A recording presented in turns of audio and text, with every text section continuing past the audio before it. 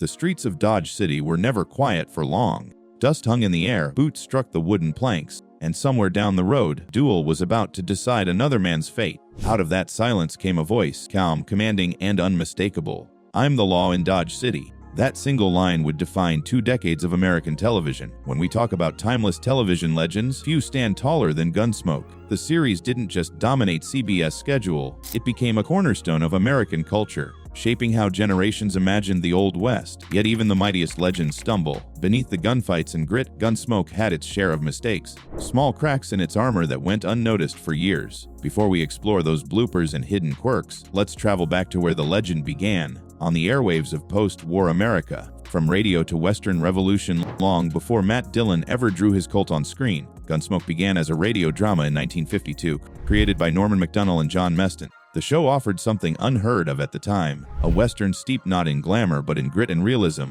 Set in Dodge City, Kansas, during the late 19th century, it followed U.S. Marshal Matt Dillon, a lawman burdened with maintaining order in a town where the line between justice and vengeance blurred daily. William Conrad, a deep-voiced powerhouse, portrayed Dillon in the radio version. He was joined by Parley Bear as his loyal deputy, Chester, Georgia Ellis as the strong-willed saloon owner Kitty Russell, and Howard McNear as the eccentric but wise Doc Adams. What made Gunsmoke revolutionary was its refusal to romanticize the West. This wasn't a world of shiny heroes and black hat villains. It was one of moral grayness, violence, and wary survival. Each episode carried an emotional realism that drew listeners in week after week. The writing was sharp, the sound effects immersive, and the themes, justice, guilt, and redemption, far darker than most radio fare. A leap onto television. By 1955, CBS executives saw the potential to bring Gunsmoke to television screens. On paper, the transition looked easy, scripts were ready, characters well established, and the radio show was already a hit. But the network had a vision. They wanted faces that fit the rugged fantasy of the frontier. That decision cost William Conrad the role he had made famous. Despite his commanding voice and acting prowess, his heavier frame didn't match the studio's vision of a lean, stoic Western hero. Instead, the producers turned to James Arness, a towering actor standing 6 feet 7 inches tall, who had already proven himself in several film westerns. Arness hesitated at first. 20-year commitment to one role seemed daunting, but fate and friendship intervened. Hollywood icon John Wayne, one of Arness's mentors, personally encouraged him to take the role. Wayne even introduced the very first television episode, calling Arness the new face of the American Western. It was a gesture that instantly lent the show credibility. History was made. A perfect cast of frontier souls, with Arness as the stoic Marshal Dillon. Gunsmoke assembled a cast that would define television's golden age. Dennis Weaver joined as Chester Good, Dillon's quirky and loyal deputy. Weaver added an unforgettable touch, a limp which made his character instantly distinctive. Amanda Blake brought glamour and heart as Kitty Russell, the saloon owner whose affection for Dillon simmered beneath years of unspoken respect and restraint. Milburn Stone as Doc Adams completed the trio with his gruff humor and steady wisdom, often grounding the moral debates that ran through the show's best episodes. Together, they captured the soul of Dodge City, a town of wanderers, lawmen, and drifters, all bound by survival and the search for redemption. A Western that redefined the West. The early years of Gunsmoke were raw, unapologetic,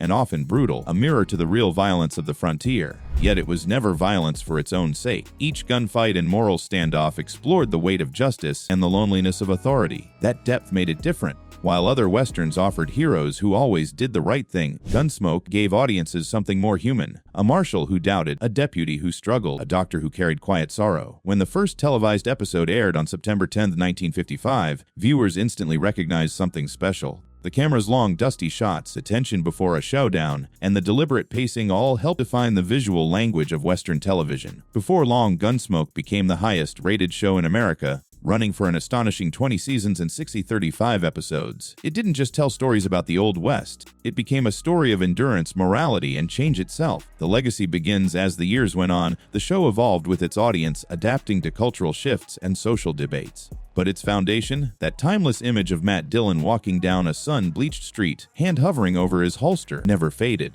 Gunsmoke began as a voice on the radio and became the heartbeat of American television. It captured the wild, dangerous beauty of the frontier and gave it humanity. And though its production wasn't flawless, its influence remains untouchable. It wasn't just a Western. It was America standing tall in the dust, flawed, courageous, evolution of the cast and changing times. When Gunsmoke transitioned from radio to television, its casting choices marked a dramatic shift in tone and texture. The producers wanted faces that looked as rugged as the frontier itself, men and women who could embody the heat, grit, and solitude of Dodge City. Dennis Weaver was chosen to play Deputy Chester, though his television counterpart differed notably from the radio version. To make the character more memorable, Weaver added a subtle yet defining touch, a limp. That detail became one of the show's most distinctive traits and gave Chester a humanity that was never quiet for long. Millions of viewers. Amanda Blake, cast as Kitty Russell, was not just the saloon owner. She was the spirit of Dodge City itself. Elegant, fairy, and fiercely independent, Kitty brought grace and emotional depth to the dusty streets of the West. She wasn't merely a background presence, she was a woman who matched Marshall Dillon's moral strength and quiet resilience. Then there was Milburn Stone, who stepped into the role of Doc Adams, Dodge City's cranky yet compassionate physician. His blend of wisdom and wary humor made him one of television's most beloved supporting figures. Behind his gruff exterior, Stone's Doc represented the moral compass of the frontier, a man who had seen too much, healed too many, and still carried faith in people's better nature. Interestingly, most of these now iconic actors were not the producers' first choices.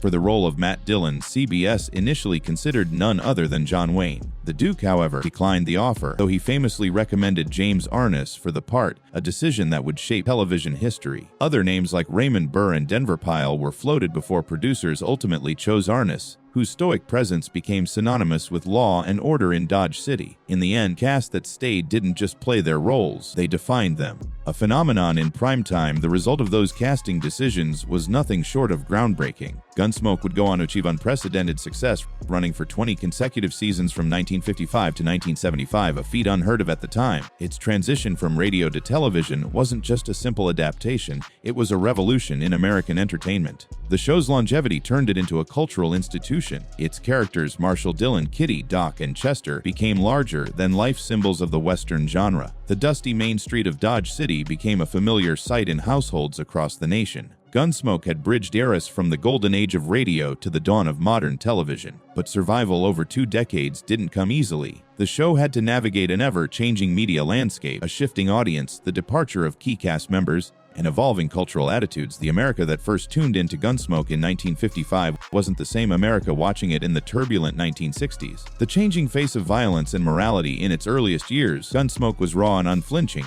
It portrayed the Old West not as a romantic adventure, but as a harsh moral battleground. Violence was a constant, sometimes brutal, often necessary, and the frontier justice of Marshall Dillon reflected the world's own struggle for order. But as the 1960s unfolded, public tolerance for on-screen violence began to shift dramatically. The Vietnam War brought real blood and grief into living rooms, and viewers grew more sensitive to the violence they saw on television. Critics began to question whether shows like Gunsmoke were glorifying gunplay and revenge. Faced with this cultural reckoning, Gunsmoke adapted. Gunfights grew fewer, the stories grew deeper. The series began to focus less on outlaws and duels and more on character-driven drama, stories about redemption, compassion, and the blurred lines between justice and mercy. Episodes delved into moral dilemmas, human frailty, and the quiet courage of everyday people. Marshall Dillon, once defined by his badge and his gun, became something more profound, a man burdened by his own decisions, constantly weighing right against wrong. That evolution kept Gunsmoke alive. Instead of fading away, found a new audience, one that valued humanity over heroism. The show's tone matured, and so did its characters. In a sense, Gunsmoke grew up alongside the nation itself. Cast departures and new beginnings, no long-running series escapes change. Over the course of its 2-decade reign, Gunsmoke saw several beloved faces come and go. In 1964, Dennis Weaver, the quirky and loyal Chester, became the first major cast member to leave. Eager to explore new opportunities and avoid being typecast in westerns, Weaver moved on, leaving fans saddened but grateful. His exit was handled simply. Chester packed his things and left Dodge City. No dramatic send-off, just the quiet ending of a long friendship. To fill the void, the producers introduced Ken Curtis as Festus Hagen, a rough-edged yet endearing deputy with a gravelly voice and a good heart. Festus brought humor and warmth to the show and soon became one of its most popular characters. Amanda Blake, after 19 seasons as Kitty Russell, departed in 1974, citing personal and professional reasons. Her absence left a noticeable hole in the series. After all, Kitty had been the soul of Dodge City for nearly 2 decades. Milburn Stone as Doc Adams stayed until the very end, though recurring health problems occasionally forced him to step away from filming. Despite these challenges, his presence remained the emotional anchor of the show. By the time Gunsmoke ended its historic run in 1975, it had survived cast changes, cultural shift, and the changing tides of American television. It wasn't just a Western anymore. It was a living chronicle of an era, a story that mirrored the country's journey from the post-war frontier spirit to the complex, reflective age of modern storytelling. Shifting sponsors, shifting times, even legends must pay their bills. Gunsmoke may have been a titan of television, but behind its dusty streets and barroom showdowns was a world of contract sponsors and advertising dollars that kept the story alive. In its early years, Gunsmoke found steady financial footing thanks to L&M Cigarette, one of America's biggest tobacco brands at the time.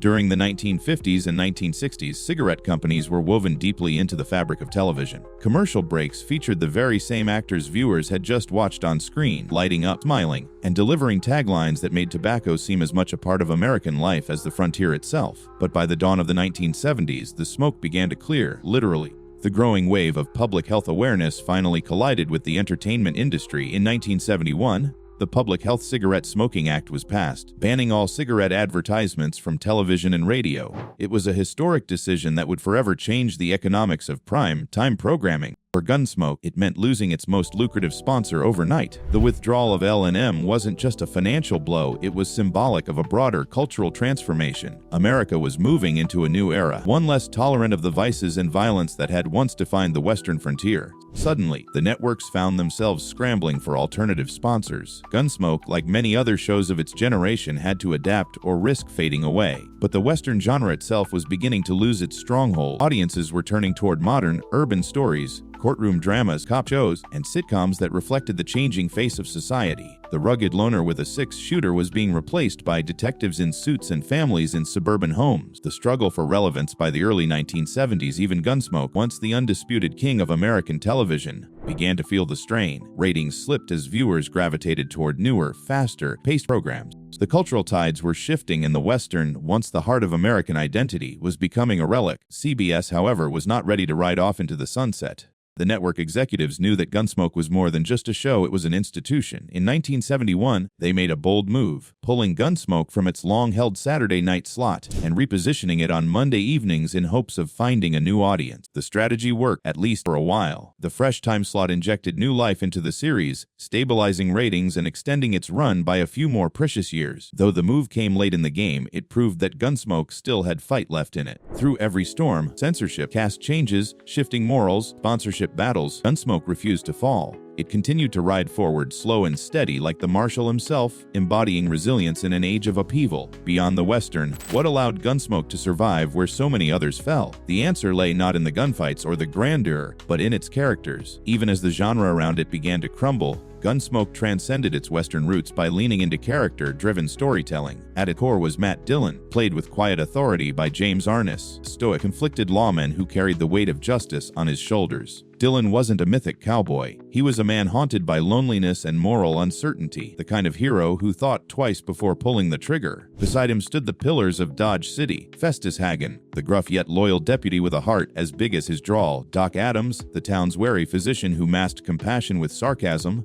and Miss Kitty, the fiercely independent saloon owner whose strength and tenderness added emotional gravity to the series. Together, they transformed Gunsmoke into something far more profound than a shoot-'em-up Western. It became a study of human nature, exploring themes of mercy, justice, redemption, and moral compromise. A mirror of its times, what kept Gunsmoke relevant through two turbulent decades was its ability to evolve alongside its audience. When America was young and idealistic, the show reflected courage and survival. As the nation grew more introspective and divided, Gunsmoke did too. During the 1960s and 1970s, as conversations about violence, morality, and social justice filled newspapers and television screens, the series shifted tone. The gunfights became fewer, but the emotional weight became heavier. Stories began exploring gray areas of right and wrong, mirroring the debates of a society questioning its own values. Episodes began to revolve less around villains and more around decision, moral ones that tested even Marshal Dillon's unshakable resolve. Compassion replaced vengeance. Humanity became the show's greatest weapon. This evolution wasn't just smart, it was visionary. While other westerns faded, Gunsmoke found new life by confronting the very issues its audience faced beyond the television screen. A legacy forged in character by adapting to changing times, Gunsmoke managed to transcend its genre entirely. It was no longer just a Western, it was a drama about people, about conscience, and about the eternal struggle between duty and desire. For 20 years, it held up a mirror to America, from the black and white era of optimism to the color age of complexity, and in doing so, it became one of the most influential series in television history.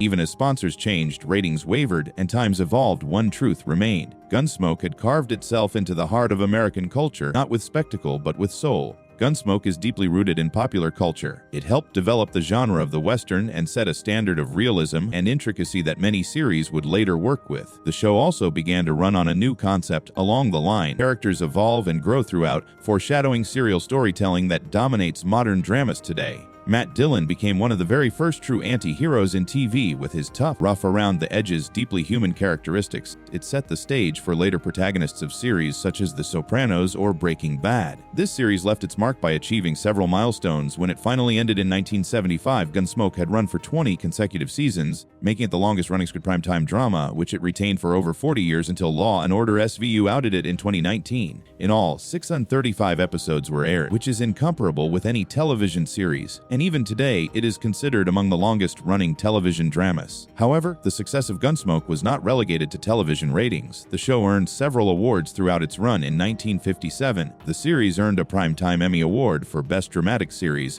firmly placing it as a critical success among its status as a favorite. James Arness earned multiple Emmy nominations for the role of Matt Dillon, and Milburn Stone in the role of Doc Adams took home an Emmy in 1968 for Best Supporting Actor in a continuing drama series. The show had many other nominations in acting, directing, and technical categories throughout the years and truly represented excellence in each category. Indeed, it is undeniably part of our cultural legacy. It spawned literally hundreds of westerns in its wake, but none matched its critical and commercial success. Matt Dillon emerged as one of the most enduring manifestations of justice and the law, while the phenomenal success of Gunsmoke proved a television series could indeed make it, both literally and figuratively, through the ages, evolving with the times while retaining its core identity and changing tastes. Gunsmoke stands as one of the cornerstones of American television history, remembered as much for the endurance of the show itself as for the pioneering force it proved on the medium. Even though Gunsmoke had an unrivaled streak of success, some viewers and critics alike have pointed out mistakes in the show,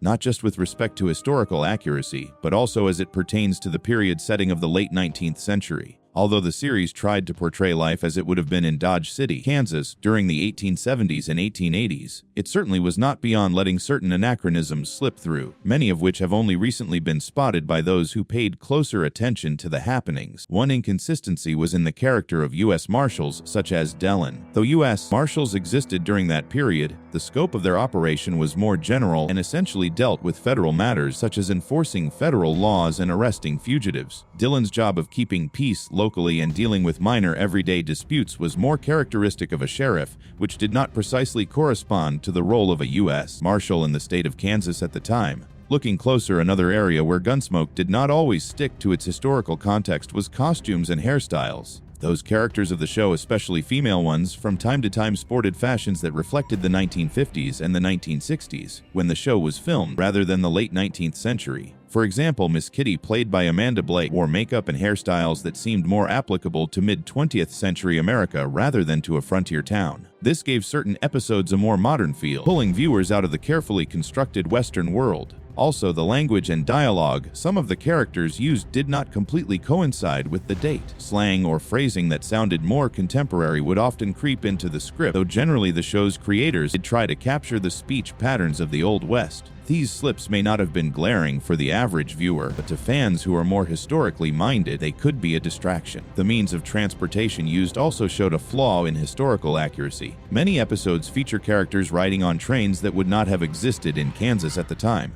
Although the Transcontinental Railroad was completed in 1869, its expansion into the more rural areas like Dodge City took time, hence creating certain anachronisms regarding the railroads or modernized train cars that existed on Gunsmoke. While such mistakes detracted little from the entertainment value of the show, it also outlined pretty clearly the hard work of maintaining perfect historical consistency across such a long-running television series. Despite this fact, Gunsmoke remains one of the favorite shows. These bloopers are just minor hitches in an otherwise impressive legacy. Eventually, Gunsmoke ended abruptly after running strong for 20 years. At the time, it was one of the longest-running primetime dramas in television history. The final show came as a surprise to not only the viewers, but also to the cast and crew. CBS abruptly canceled the series without a formal farewell episode, leaving many storylines unresolved. This decision was part of a larger effort on the part of CBS to retool its lineup and keep up with trends by shedding many of its older, established Western series. Other classic Western series such as Bonanza and The Virginian were by this time also beginning to show their age, as the genre itself was slowly dying out in favor of more modern, city-based series. But for a show that never really had any resolution, the impact of Gunsmoke left its mark on both history and television and popular culture. Undeniably, the change it brought forth influenced not just future westerns themselves but also television dramas in general. These influences were seen in long-running character developments, complicated storytelling, and a more realist approach to life in the Old West. The usage of gray, shaded characters and multifaceted story arcs was unprecedented in television for developing engaging tales. No character built like Matt Dillon, as played by James Arness, had ever been. He was a hard, law-abiding marshal whose vulnerability and humanity made him an instantly loved cultural icon. This archetype would go on to influence future TV heroes who had similarly flawed characteristics, but who were just as deeply devoted to justice. One of the more notable shows that Gunsmoke is Bonanza, which started its 19th season run in 1959 and ended it in 1973, thereby becoming another icon on television. Though this new show was decidedly more family-friendly than Gunsmoke, it emulated its predecessor with deeper emotional storylines rather than just action alone. The Rifleman and The Virginian also borrowed the mode of Gunsmoke, employing itself with convoluted, morally confusing characters, each series peeling further down into the inner psyche to find the motives behind its main character's actions,